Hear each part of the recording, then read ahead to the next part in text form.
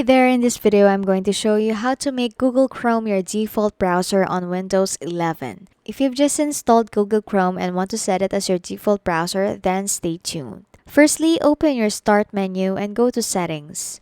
In the Windows 11 settings, click on the Apps option.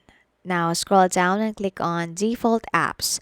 Here you'll see the current default apps for various functions. Since we want to change the default browser, scroll down to Web Browser and click on it. By default, Windows 11 sets Microsoft Edge as the default browser. So to change it, click on Microsoft Edge and then scroll down until you see the HTTP and HTTPS options. Click on the HTTP option and then click on Choose an app. Select Google Chrome from the list of available options. Do the same for the HTTPS option. And that's it, you have successfully changed your default browser to Google Chrome. Now whenever you click on a link, it will automatically open in Google Chrome.